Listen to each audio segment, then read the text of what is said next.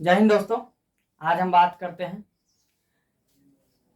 प्रत्यावर्ती धारा और दिष्ट धारा के बारे में। ठीक है, तो यह मेन मुद्दा है, यानी यह मेन टॉपिक है कि दिष्ट धारा और प्रत्यावर्ती धारा क्या है।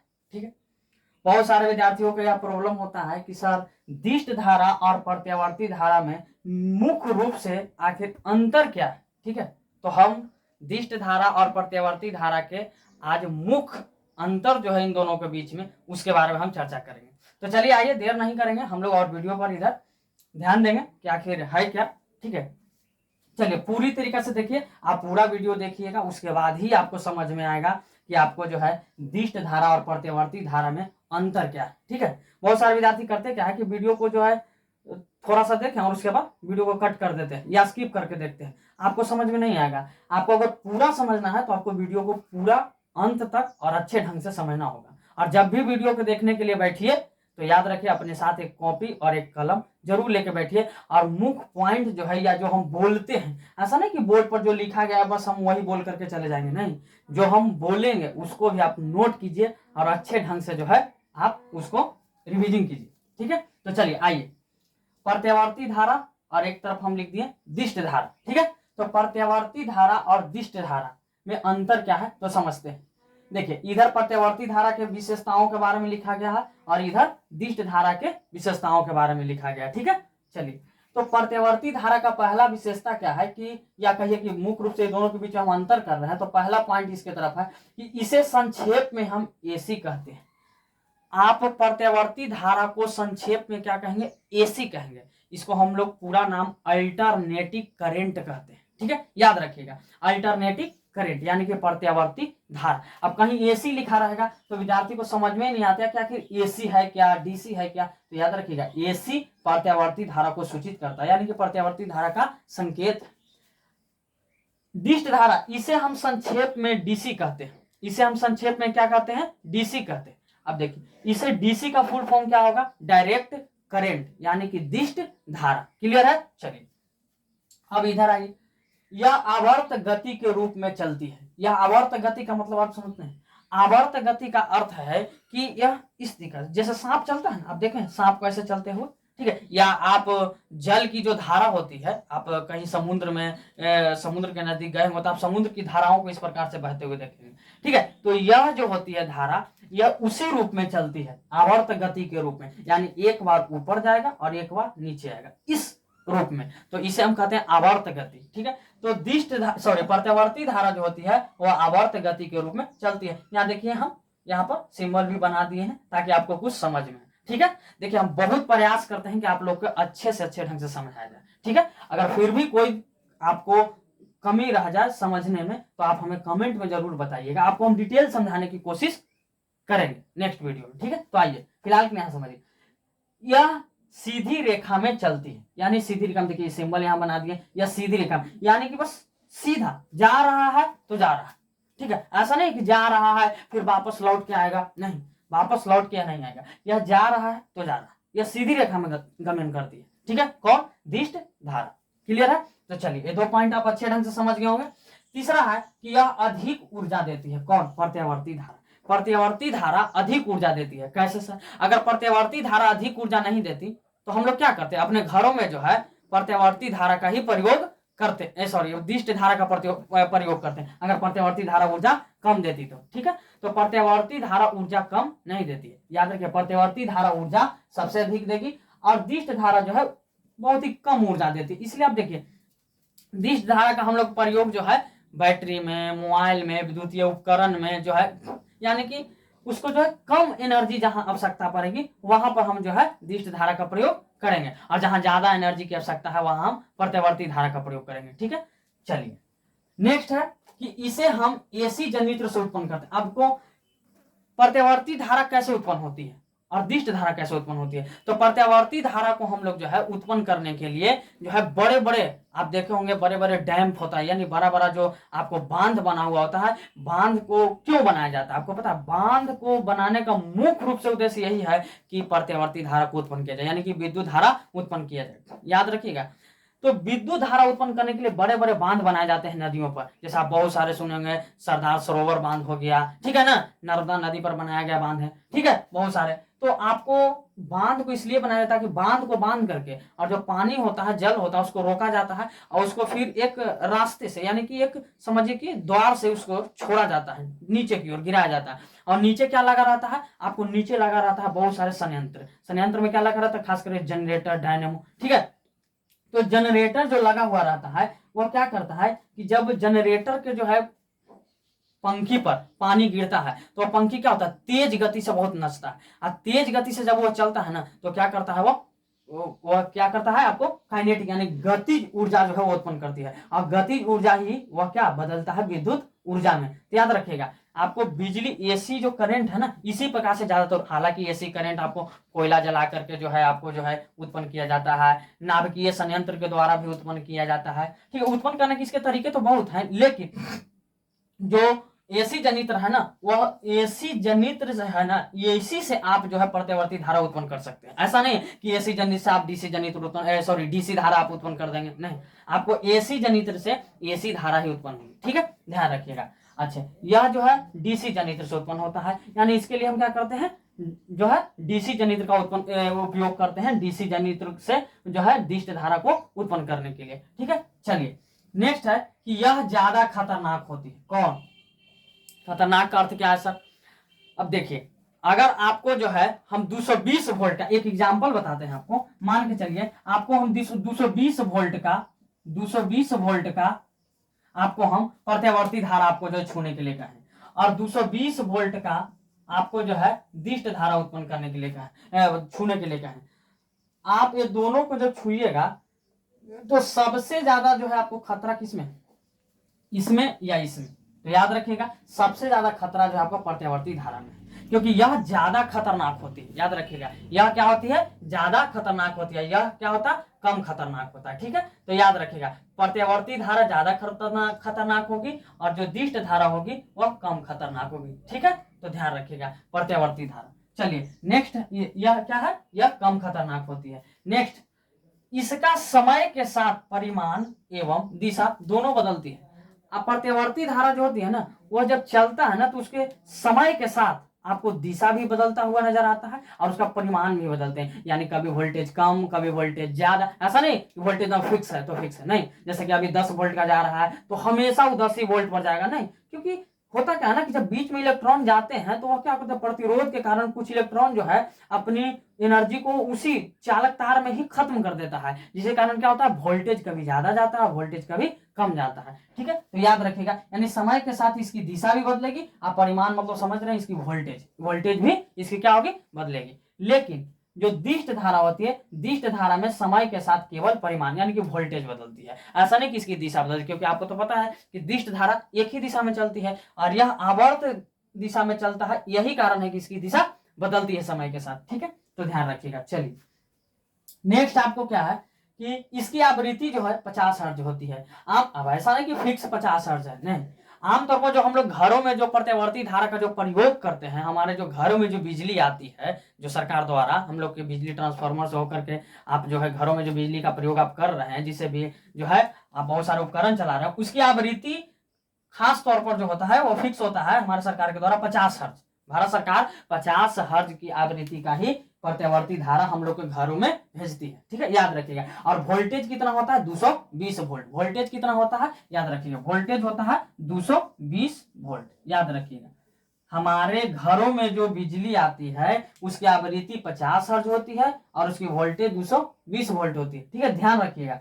नेक्स्ट, दिष्ट धारा, इसकी आवृत्ति शून्य होती है। जो दिष्ट धारा होती है उसकी आवृत्ति क्या होती है, शून्य होती है, ठीक है, ध्यान रखें, इसकी आवृत्ति क्या होती है, शून्य होती है। और हमारे घरों में जो बिजली आती है उसकी आवृत्ति 50 हर्ट्ज होती है। ऐसा नहीं है, आपको लग रहा होगा सर, आपको मन में यह प्रश्न आना चाहिए कि क्या सर सभी जगह दुनिया में जितने भी प्रतिवर्ती धारा उत्पन्न करते हैं सभी देश क्या वो 50 हर्ट्ज पर ही उत्पन्न करते हैं, 50 हर्ट्ज पर ही? नहीं, गलत बात। आपको जो है भारत सरकार द्वारा हम लोग के 50 हर्ट्ज की आवृत्ति और 220 वोल्ट का जो है हम लोग के करंट दी जाती है, विद्युत धारा दी जाती है। लेकिन सब देश में ऐसा नहीं, कहीं 60 हर्ट्ज भी होती है, कहीं 45 हर्ट्ज, कहीं 40 हर्ट्ज, यानी सब जगह अपने अपने देश अपना अपना जो है सहूलियत के हिसाब से अपने वोल्टेज और आवृत्ति को क्या करते हैं, तय करते हैं, ठीक है। चलिए नेक्स्ट है प्रत्यावर्ती धारा की तरफ कि यह चालक के ऊपरी सतह पर प्रवाहित होती है। अब इसका क्या है सर, और यह चालक के भीतरी सतह पर से प्रवाहित होती है। इसका अर्थ क्या है सर, जब भी जो आप जो प्रत्यावर्ती धारा है ना वो चालक के ऊपरी सतह से होते हुए गुजरती है, ठीक है, चालक के ऊपरी सतह से होते हुए गुजरती है, ठीक है। यही कारण है कि जो प्रत्यावर्ती धारा है वो जब चालक को ऊपरी सतह से गुजरती है तो अपने चारों ओर क्या करती है, विद्युतीय क्षेत्र उत्पन्न करते हुए जाती है, ठीक है। लेकिन यह जो है चालक के भीतरी सतह से प्रवाहित होती है, यानी कि भीतरी सतह से इसका इलेक्ट्रॉन प्रवाहित होकर जा रहा है, तो यह जो है अपने चारों ओर विद्युतीय क्षेत्र उत्पन्न खास करके उतना नहीं करती है, ठीक है। तो याद रखिएगा यह चालक के ऊपरी सतह पर प्रवाहित होती है और यह चालक के भीतरी सतह पर प्रवाहित होती है, ठीक है। तो प्रत्यावर्ती धारा और दिष्ट धारा में मुख्य रूप से जब अंतर आपको लिखने के लिए आ जाए 5 नंबर लॉन्ग में, तो आप ये पूरा लिख दीजिए ना, आपको अच्छे ढंग से 5 नंबर मिल जाएगा। आप इतना छोड़िए ना, 5 पॉइंट ही लिख दीजिएगा ना, तो आपको जो है अच्छे ढंग से 5 नंबर आपको बिहार बोर्ड में मिल जाएगा, ठीक है, ध्यान रखिएगा। लेकिन मुख्य रूप से आपसे इससे बहुत सारे आपको ऑब्जेक्टिव, बहुत सारे आपको प्रश्न जो है आपको हल हो सकता है अगर आप इसको अच्छे ढंग से याद कर लिए तो, अच्छे ढंग से इसको समझ लिए था। अब जैसे पूछा जाता है कि प्रत्यावर्ती धारा का संकेत क्या होता है, AC DC कुछ भी दे सकता है, आप AC मारिए। क्या इनमें से कौन सी धारा जो है आवर्त गति के रूप में चलती है, प्रत्यावर्ती धारा की दिष्ट धारा की दोनों की, इनमें से कोई नहीं, तो आपको मानना है प्रत्यावर्ती धारा, ठीक है। समय अच्छा सबसे ज्यादा खतरनाक कौन होती है, प्रत्यावर्ती धारा। कम खतरनाक कौन होती है, दिष्ट धारा। समय के साथ दिशा और परिमाण किस में बदलेंगे, तो प्रत्यावर्ती में। खाली परिमाण किस में बदलेंगे, तो दिष्ट धारा में, ठीक है। तो याद रखें। अच्छे ज्यादातर जो हम लोग उपकरण का प्रयोग करते हैं वह क्या करता है, प्रत्यावर्ती धारा से ही चलता है, ठीक है, याद रखें। अच्छा सर क्या एक बहुत प्रश्न है अच्छा कि क्या सर प्रत्यावर्ती धारा को दिष्ट धारा में बदला जा सकता है? बिल्कुल। आप जो मोबाइल का चार्जर है, आप देखे होंगे जो मोबाइल का चार्जर आप लगाते हैं, तो मोबाइल का चार्जर जब आप जो है बोर्ड में खोसते हैं आप उसको, तो क्या होता है, वह बिजली AC ही उसमें आ रहा है, लेकिन वह उसके अंदर लगा हुआ रहता है यंत्र। वह क्या करता है, यह करता है आपको AC को DC में बदल देता है। AC को क्या करता है, DC में बदल देता है, ठीक है, याद रखिए AC को DC में बदल देता है, ठीक है। अब AC को DC में बदल देता है तो आपका मोबाइल जो है दिष्ट धारा, आपके मोबाइल के अंदर जो जाता है ना वो दिष्ट धारा जा रहा है। अगर AC धारा जो है डायरेक्ट चला जाए आपके मोबाइल के अंदर, मोबाइल उड़ जाएगा, शायद साथ में आप उड़ जाइएगा, ठीक है, ध्यान रखिएगा।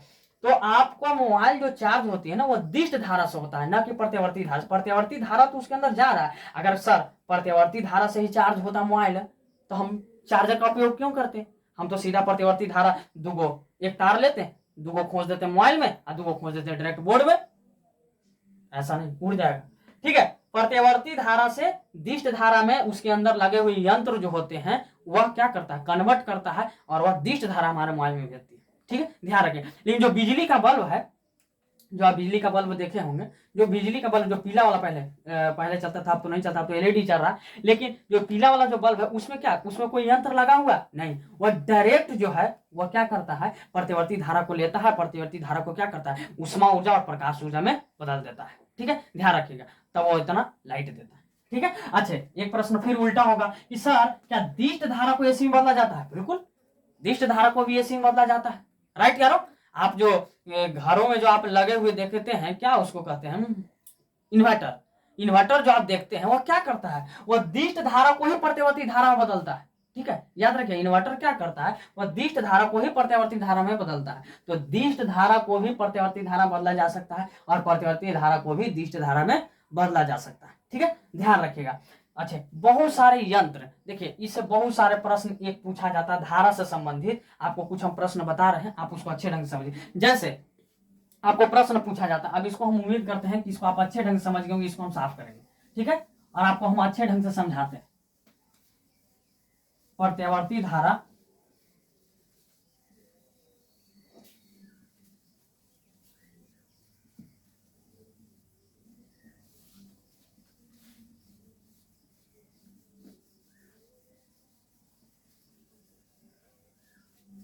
आप इसको अच्छे ढंग से आप समझिए। एक बात, जैसे आपसे प्रश्न एक पूछा जाता है क्या कि सर जैसे कुछ यंत्र है, जैसे हम आपको पहले बताते हैं, जैसे मान के चलिए विद्युत पंखा, क्या है सर, विद्युत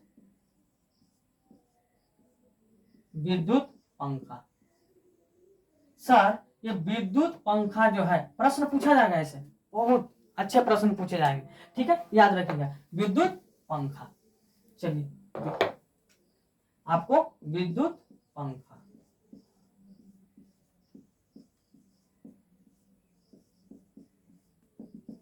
सर ये विद्युत पंखा जो होता है, ये विद्युत पंखा में जब आप देखे होंगे कि जब आप विद्युत पंखा के माने पलक है उसको आप खोज दिए तो ये चलने लगता है। बहुत सारे क्यूरियोसिटी होता है हम लोग के मन में, बहुत सारे यह प्रश्न आता है। हम भी बच्चा थे तो हमको यह प्रश्न आता था कि आखिर जब वो खोस रहे हैं पलक इसका जो है बोर्ड में, चल रहा है पंखा, यह हो रहा है कैसे भाई? तो हमको बाद में समझ में आया कि ये जो विद्युत पंखा है ना, आपको भी ऐसा हुआ होगा प्रश्न, तो इस प्रश्न को हम क्लियर करते हैं। विद्युत पंखा जो है यह करता क्या है सर? यह करता है बाबू आपको, यह करता है आपको विद्युत ऊर्जा आप इसको दिए, आप विद्युत ऊर्जा कहें कि लो जी तुम लो विद्युत ऊर्जा, विद्युत ऊर्जा ले लिया, लेकिन यह विद्युत ऊर्जा लेता है और ले करके आपको देता है, क्योंकि तो पता है ना कुछ लिया है तो कुछ देगा, ये दुनिया का नियम है, कुछ लिए हैं तो कुछ देना पड़ेगा। ये विद्युत ऊर्जा इसको हम लोग दिए कहें कि लो भाई तुम विद्युत ऊर्जा लो, और यह हम लोग के देता क्या है? यह हम लोग के क्या देगा? यह हम लोग के देगा गतिज ऊर्जा। क्या देगा? गतिज ऊर्जा। क्या देगा? गतिज ऊर्जा। सर कैसे देगा? देखिए विद्युत पंखा को आप विद्युत ऊर्जा दिए, ठीक है दिए, यानी कि विद्युत को आप उसके अंदर दिए, वह विद्युत ऊर्जा को क्या करेगा? कन्वर्ट करेगा। और कन्वर्ट कर करके उसके अंदर जो लगे हुए रहते हैं सब तांबा का जो तार होते हैं, वो क्या करता है? विद्युत ऊर्जा के अंदर जो इलेक्ट्रॉन है उसको घूर्णन रूप में वो क्या कर देता है? वो कन्वर्ट कर देता है, यानी कि इलेक्ट्रॉन घूर्णन करने लगते हैं, ठीक है, जिससे क्या हो जाती है? गतिज ऊर्जा बनती है। और वह गतिज ऊर्जा के कारण ही पंखा क्या होता है? चलने लगता है और हम लोग को अच्छा खासा हवा मिलता है, ठीक है। तो विद्युत पंखा जो है क्या करता है? आपसे ऐसे प्रश्न पूछेगा कि विद्युत पंखा विद्युत ऊर्जा को किस ऊर्जा में बदलती है? आप बोलेंगे गतिज ऊर्जा में बदलती है, ठीक है, याद रखिएगा। चलिए इसी प्रकार से और भी है। कैसे सर? और देखिए जैसे सर विद्युत मोटर, विद्युत मोटर ये क्या करता है सर? ये क्या करता है? इसको भी आप क्या देते हैं जी? इसको भी आप देते हैं क्या? विद्युत ऊर्जा देते हैं, इसको आप विद्युत ऊर्जा देते हैं। ये विद्युत ऊर्जा को किस में बदल देगा? ये विद्युत ऊर्जा को किस में बदल देगा? जल्दी बताइए। ये भी गतिज ऊर्जा में बदलेगा। क्या? गतिज ऊर्जा, है ना, गतिज ऊर्जा में। ये भी क्या बदलेगा? गतिज ऊर्जा में ही बदलेगा विद्युत ऊर्जा को। चलिए कोई बात नहीं। कैसे सर? आप विद्युत मोटर तो आप देखे होंगे ना, खास करके आप जो है पहले जो देहात में आप देखते होंगे मोटर से जो है चलता था क्या? पंप जो है जिससे क्या पानी निकलता था और खेत हम लोग का क्या है मतलब सिंचाई होती थी, ठीक है। तो विद्युत ऊर्जा को गतिज ऊर्जा में बदलता था, ठीक है। आज देखिए, चलिए अब तीसरा पॉइंट देखिए, विद्युत पंखा से आपसे पूछा जाएगा प्रश्न, आपको विद्युत मोटर पूछ सकता है, आपको विद्युत बल्ब पूछेगा। आपको क्या पूछेगा? विद्युत बल्ब। क्या? विद्युत बल्ब। अब विद्युत बल्ब बताइए, विद्युत बल्ब बताइए। विद्युत बल्ब जो है विद्युत ऊर्जा को, ये तो सबको पता है कि सर इसको भी तो विद्युत ऊर्जा देंगे, ठीक है। ये निकालेगा क्या? दे तो दिए आप, इसको सब लीजिएगा क्या, यानी क्या ये आपको देगा? तो ये विद्युत ऊर्जा को प्रकाश ऊर्जा, प्रकाश ऊर्जा और ऊष्मा ऊर्जा, और ऊष्मा ऊर्जा, ऊष्मा ऊर्जा दोनों चीज देगा, ध्यान रखिएगा।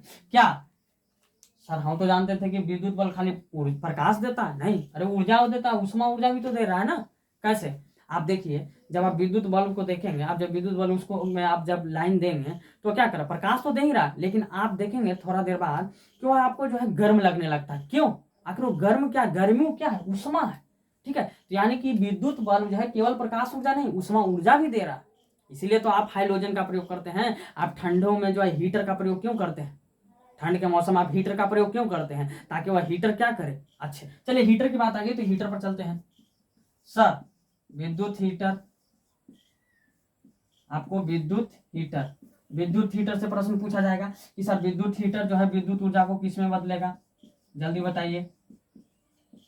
विद्युत ऊर्जा को किस में बदलेगा? जल्दी बताइए। ऊष्मा ऊर्जा। क्या?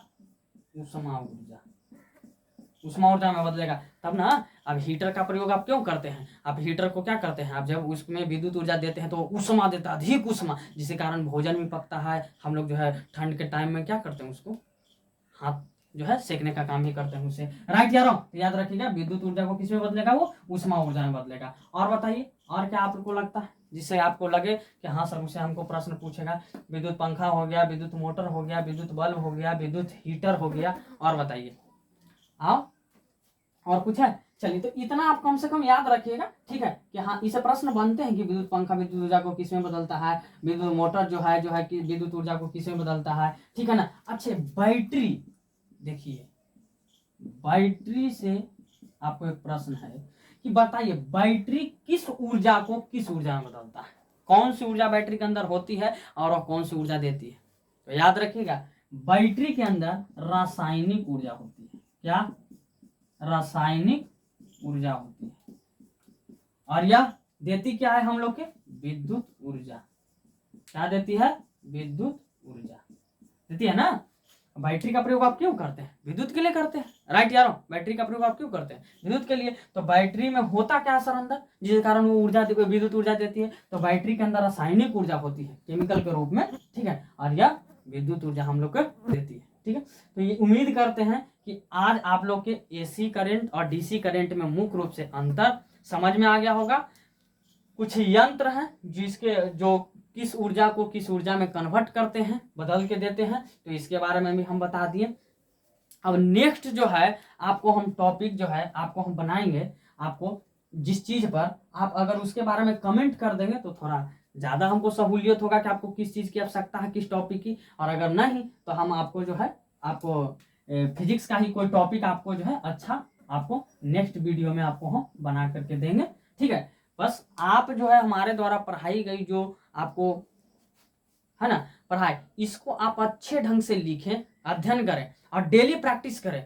ये बोलने का चीज है, समझने का चीज, इसको लिखिए। आपको लग रहा होगा कि वीडियो देख करके ही हम सब चीज पढ़ लिए सर, हमको एकदम याद हो गया सर, नहीं, ऐसा होता नहीं। देखिए हम अपने एक्सपीरियंस से बताते हैं। ये होता क्या ना, आपको अभी लग रहा होगा ना कि अरे ये तो पूरा याद हो गया, मात्र 5 टॉपिक हमको याद हो गया कि विद्युत ऊर्जा को इस ऊर्जा में बदल दिया, गतिज ऊर्जा में। नहीं, ऐसे नहीं होता। आपको अभी याद रहेगा लेकिन थोड़ा देर बाद आप इसको भूल जाइएगा, एक दिन बाद आप भूल जाइएगा। अगर आपको हमेशा के लिए याद रखना है तो इस चीज को आप लिखिए, नोट कीजिए और इसको आप बार बार रिविजन करिए। 2 दिन पर, 4 दिन पर, आप ऐसे करके 1 हफ्ता, 20 दिन पर, 15 दिन पर आप रिविजन कीजिए, तब आपको बेहतरीन होगा। याद रखिएगा, आज का जो समय चल रहा है ना, अभी का जो दौर चल रहा है ना, अब वो लॉन्ग क्वेश्चन का नहीं रहा। आपसे डिटेल नहीं पूछा जाता है कि बताइए विद्युत मोटर जो है वह विद्युत ऊर्जा को गतिज ऊर्जा में कैसे बदलता है और क्यों बदल रहा है। नहीं, आपसे ऐसे नहीं पूछा जाएगा। सीधा आप ऑब्जेक्टिव का दौर, ये कंपटीशन का दौर चल रहा है, इसमें आपको सिर्फ पूछा जाएगा बस यही कि बताइए कि विद्युत मोटर विद्युत ऊर्जा को किस ऊर्जा में बदलता है। ऑप्शन 4 वो दे दिए, आप कंफ्यूज हो जाएंगे, ठीक है। तो याद रखिएगा, आपको ऑब्जेक्टिव का दौर है और आपको ऑब्जेक्टिव अच्छे ढंग से पकड़ बना के चलना है। ऐसा नहीं कि वीडियो जो हम बना रहे हैं सिर्फ मैट्रिक के विद्यार्थी के लिए बना रहा है, नहीं। ये आप हेडलाइन देखे होंगे मेरा थंबनेल का, मैट्रिक, लेकिन ऐसा नहीं है। आपको इसको क्या आपको लगता है 12th के विद्यार्थी से नहीं पूछा जाता, कंपटीशन के विद्यार्थी से नहीं पूछा जाता? हम खुद कंपटीशन बीपीएससी का एग्जाम दे चुके हैं। क्या आपको लगता है, एक्सपीरियंस है हमको, क्या लगता है आपको कि इसमें जो है बीपीएससी के एग्जाम में ये प्रश्न नहीं पूछा जाएगा? नहीं। आप इस बार बीपीएससी का प्रश्न देखें, इसमें क्या पूछा गया? बहुत सारे प्रश्न जो है बेसिक 8 से 9 क्लास से 10th क्लास से पूछा गया। आजकल के जो लड़का लड़की है वो कर क्या रहा है, आपको हाई लेवल का यानी ऊपर लेवल का तो बहुत अच्छे ढंग से गहन अध्ययन कर लिए, लेकिन नीचे अच्छे ढंग से अध्ययन ही नहीं किए। और कहते हैं ना कि जहां पर हाथी ना हिल सके वहां पर चींटी हिल करके काम कर देता है, ठीक है। तो जो विद्यार्थी ये बेसिक पर पकड़ बनाएंगे और अच्छे ढंग से बेसिक को जो है आप समझ करके रखेंगे अपने माइंड में, तो आपका या तो मैट्रिक का एग्जाम हो या इंटर का एग्जाम हो या आपके कोई कंपटीशन का एग्जाम हो, आप आराम से निकाल सकते हैं, ठीक है। तो चलिए आज के लिए इतना ही। नेक्स्ट जो है वीडियो जो है आपको प्रतिदिन तो मिल ही रहा है। आप हमारे वीडियो को क्या करें, अच्छे ढंग से देखें अंत तक और सीखने का प्रयास करें। अगर कोई समस्या हो तो कमेंट में बताएं और हमारे चैनल साइंस की बात को सब्सक्राइब करें और लाइक करें। याद रखिएगा, यही चैनल जो है आपको हो सकता है आपको जॉब तक आपको पहुंचा दे, ठीक है। तो आज के लिए इतना ही, जय हिंद।